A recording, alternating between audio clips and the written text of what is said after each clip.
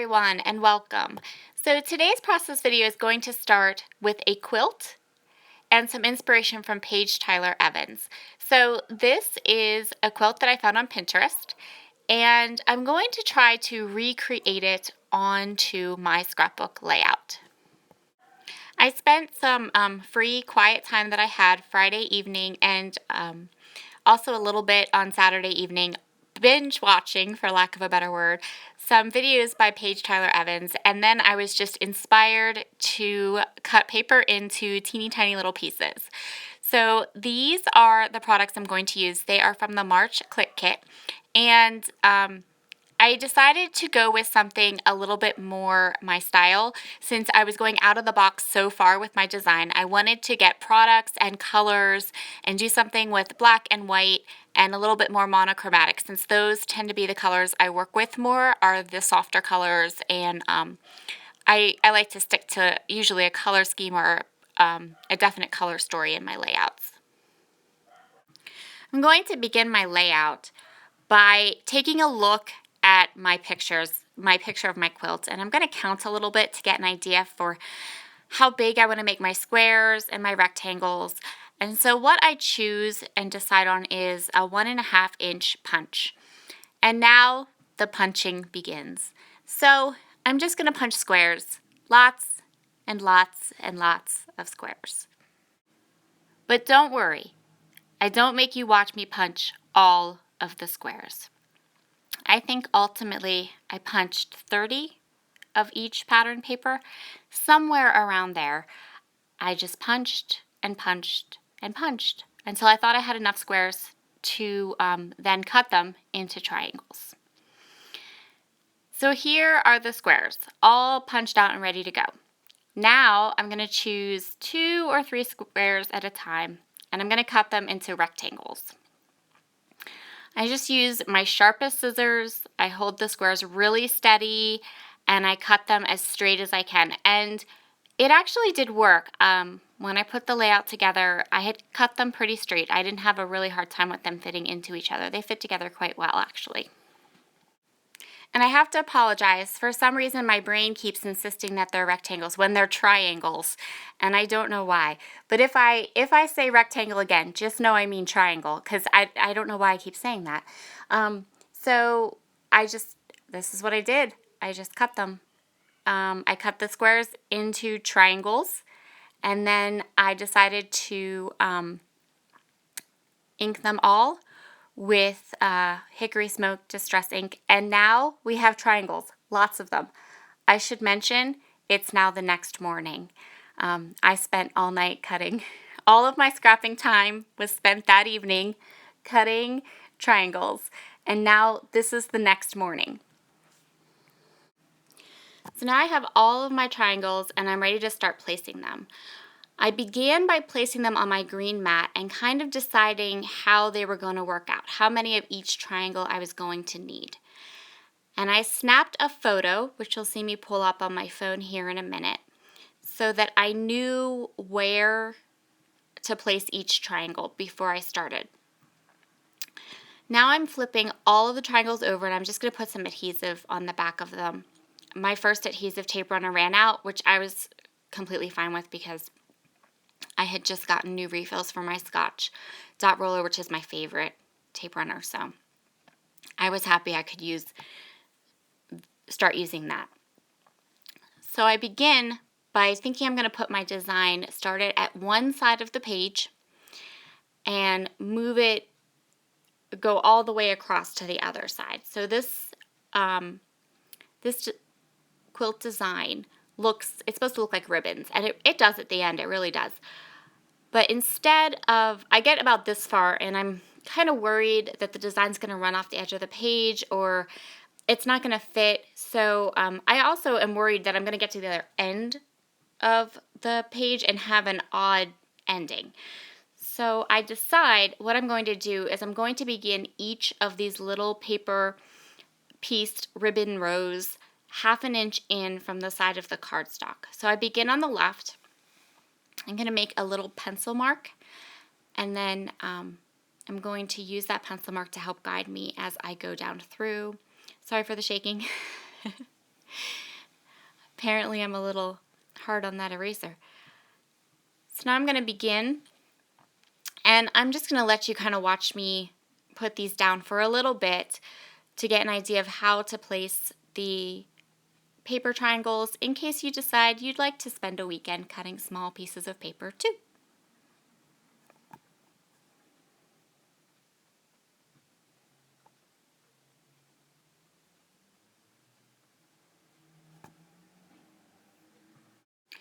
So now I have my first row done, and now I'm going to measure in 1/2 inch from the right side of the cardstock, and this time I cover my pencil mark with that triangle of paper because I remembered at the last minute that erasing was going to shake the camera and I didn't want to do that. So my plan here was I did the row on the left, and now I'm going to do the row on the right.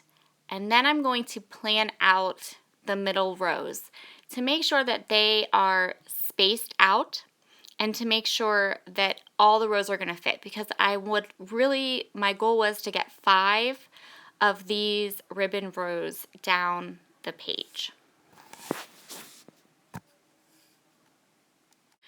So I started each of the 3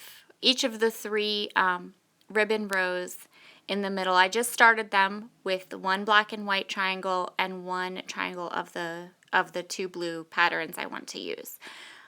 And then I could space them out and decide how I wanted them so that they came straight down.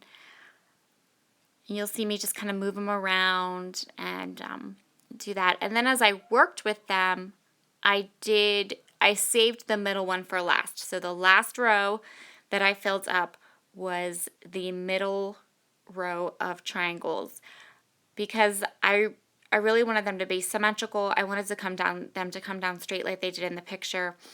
And I was still a little worried about spacing them, so I was really careful when I did the 3 middle rows about making sure that they were spaced out correctly. So now we're down to our last row, and I left this in because it gave me a little bit of problems. So I was really hoping that by saving the middle row till last, I would have just enough room and it would fit in okay. But towards the bottom of this row, I did end up kind of overlapping things.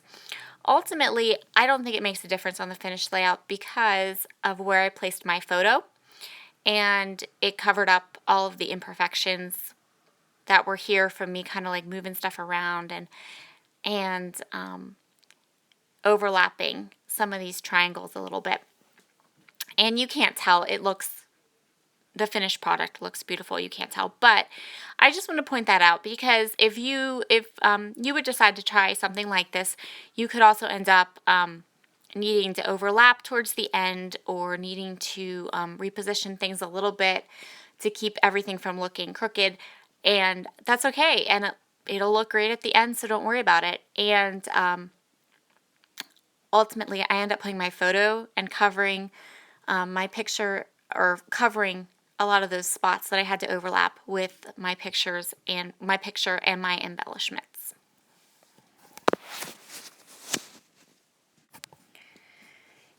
So this is what our finished background looks like.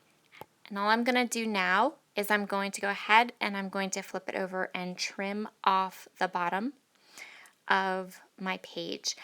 I do this a little bit slowly. Even sped up, it's a little bit slow because I have this horrible, nasty habit of accidentally cutting into the cardstock or the pattern paper that I don't want to cut into when I trim off the bottom. So I'm very, very careful when I do this because I really don't like it when I end up with like a crooked bottom because I trimmed off too much or I trimmed into the cardstock. And clean up, of course, I have to clean up. And now our background is done and we are ready to pick out our pictures. So initially I had chosen these 2 photographs because it's of my son reading in bed, and I thought, well, quilt, bed, it works. Then I remembered I also had this really super cute picture of my son and our dog. and I can't decide which one I like better.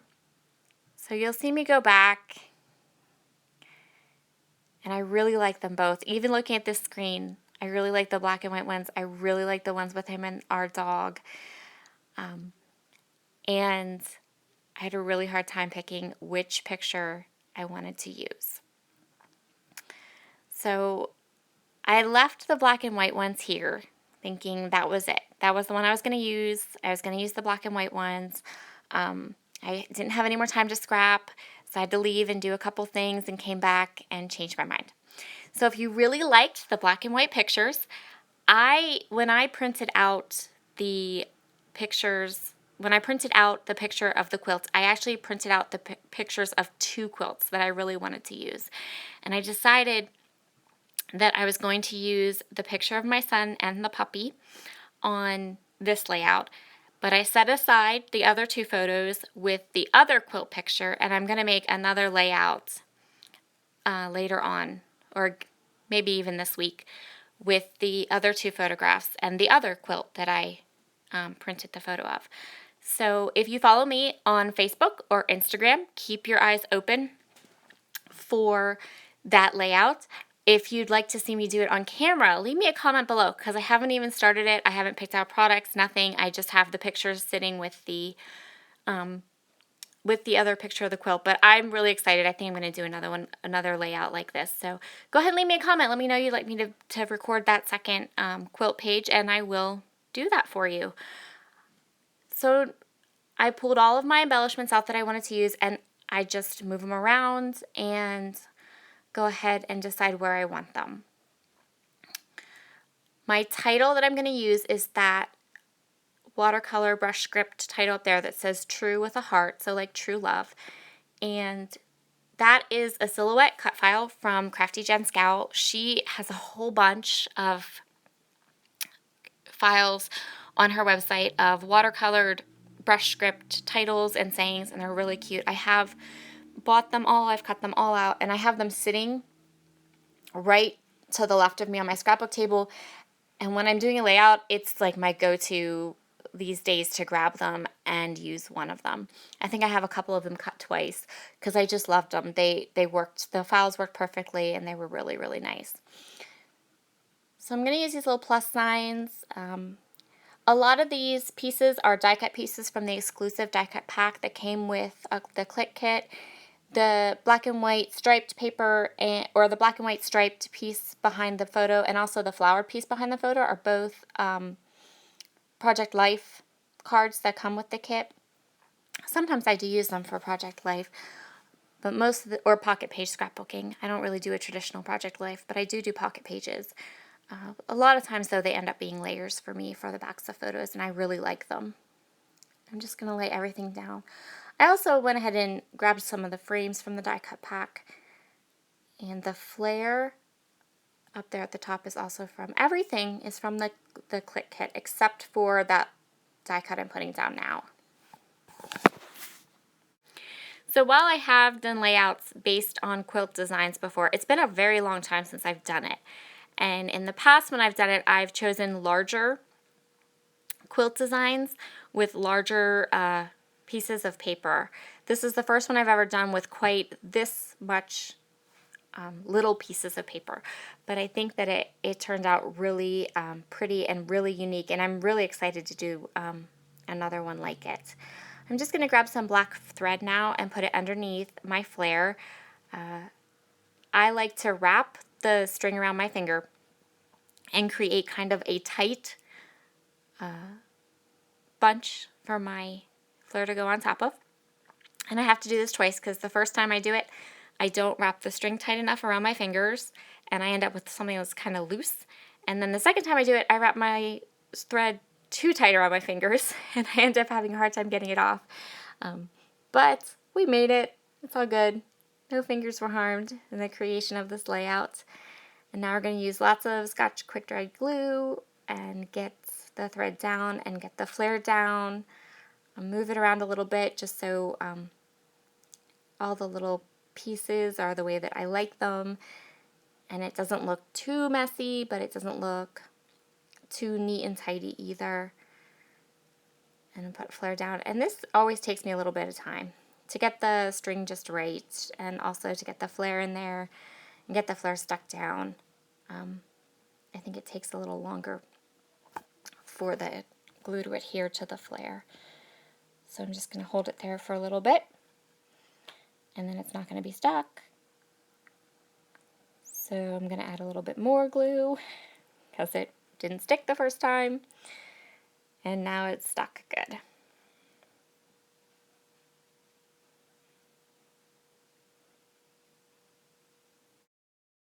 And now I'm just going to add my journaling and cover my photo, and I'm going to use some Heidi Swapp Color Shine Black mist, and I'm going to sprinkle it around in 3 different places, and then our layout is complete. So I hope you've enjoyed this layout and my process, and like, subscribe, leave a comment if you have any comments at all. I'd love to hear from all of you, and I hope you all have a wonderful day. There's a couple of close-ups coming up, and we'll see you soon. Bye!